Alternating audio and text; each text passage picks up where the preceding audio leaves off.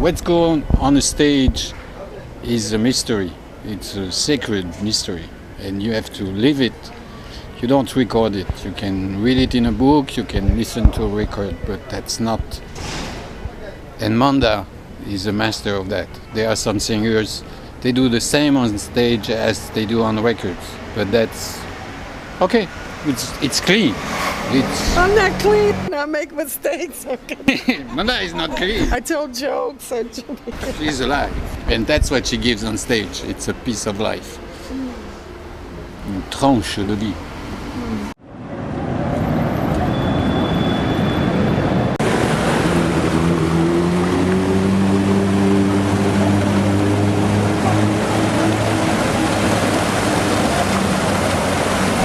I'm a singer, I'm a New Yorker, and I don't want to say that sums it up, no, but I sing jazz and gospel, and I've been in Paris for some years, over 20 years.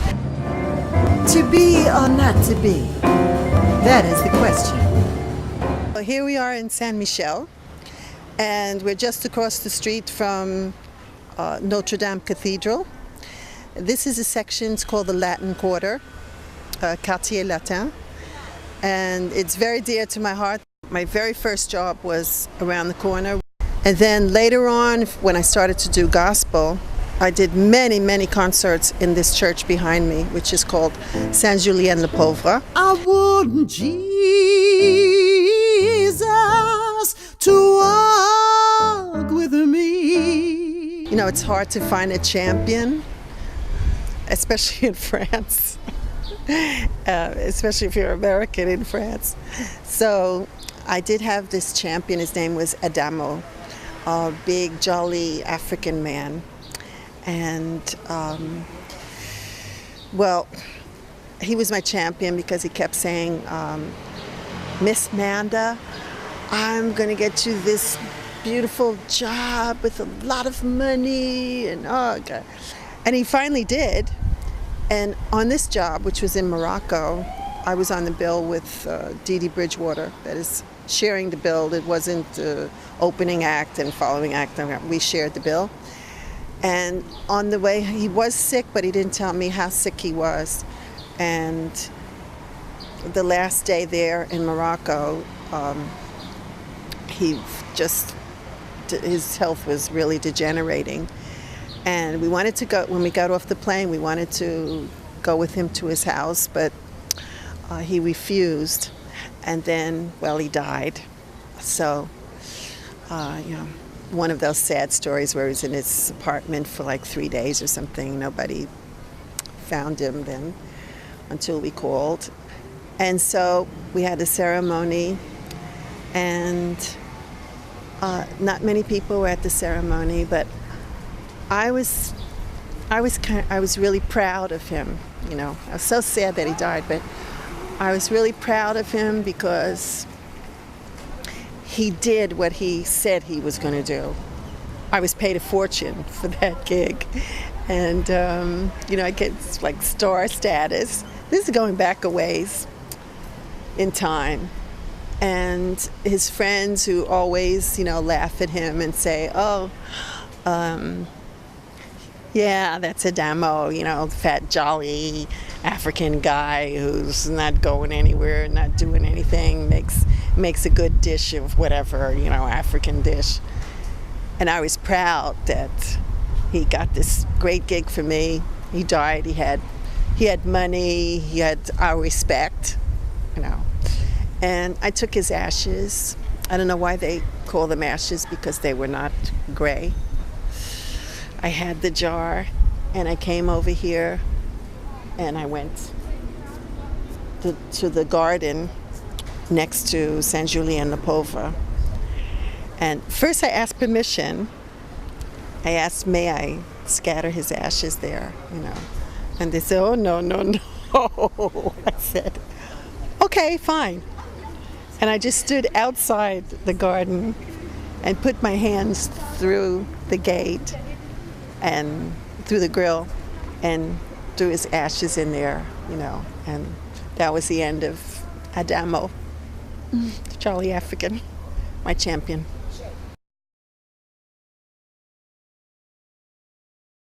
So this is the Trois-Maillets. Les Trois-Maillets means 3 hammers. On my first night out in Paris, I met a singer, and she told me to come over and visit her at this Trois-Maillets, because the boss always gave new singers in town, especially women. He always gave them a break. So I came over, and right away the boss comes over and says, "Oh yes, would you like to sing a song for us tonight?" I said, "Oh no, I can't. You know, my throat. No, I'm sorry, I can't." Okay, prochaine fois. Okay, next time. So I came back. I'm making this short. Okay, I came back every night for a week, and every night he asked me if I wanted to sing, and every night I made some kind of excuse. And then on the Saturday night, I was there, and I saw him coming towards me, and I just was framing my mouth to make an excuse, and he says, No, you sing tonight, I will pay you." And that's how I got the job. American music. I'm American, I'm from New York. I grew up with this music in my head. Not only jazz music, but country music, and lots of and gospel music. Latin. I had Latin music. I had all that music in my head. I grew up with it. Okay, calypso. My father was from Grenada. All these different kind of musics were in my head already. This was part of my culture, you know. And there is not much when you're going to do American music. There are Americans who don't swing. There are Americans who don't dance. But when they do have swing, I mean, they really have swing, okay? And it's American music is something that we don't even have to talk about feel. I mean, that's just me. That's in my body. You know, people say you swing. Yeah, I grew up with that. It's in my head. It's in my body. It's in my feet. Roland swings. You don't have to be American to swing. Yeah. Roland's got Roland's got his own thing going. You know, when he gives me those beats, but I love that.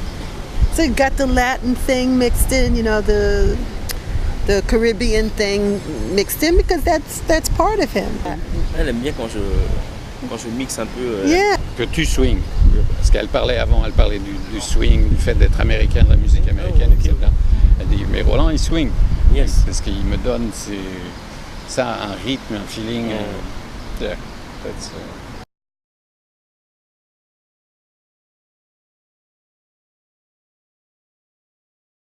At one time, there used to be many jazz clubs. There were many jazz musicians came here for freedom. When I first came, if you were black, you walk into a club, immediately they want to give you a job, even if you're not in show business. I had a friend come to hear me sing at a place, and the boss was pushing a job on her. She had nothing to do with singing at all, and the boss was saying, "Oh, you sing? You must sing blues." I said, "No, I don't sing. I came here to listen to my friend. That's it. I'm not in show business." And it changed. It really did change.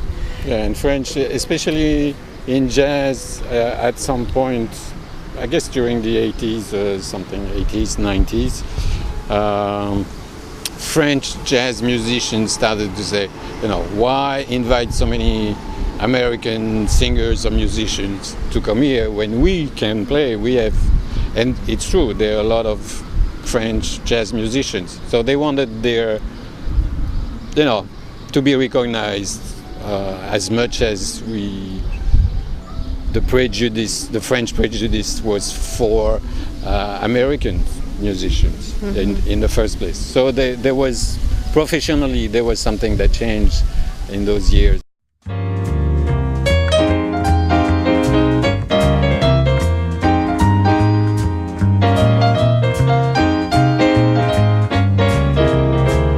When fickle fortune smiled, you and I were both beguiled. But everyone who flies. I'm not anybody else but who I am.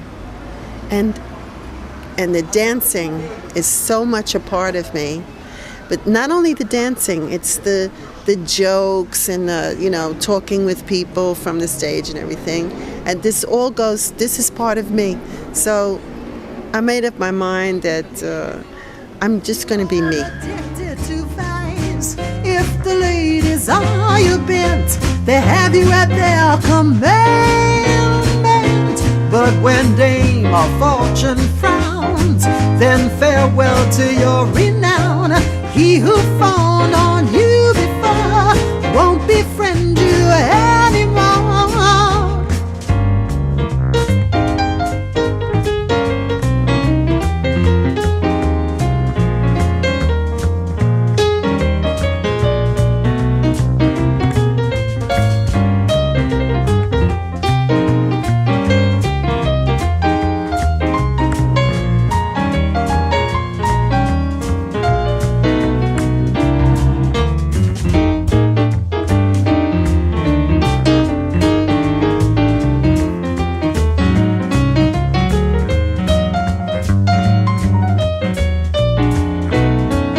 When pain is in your heart, a friend will suffer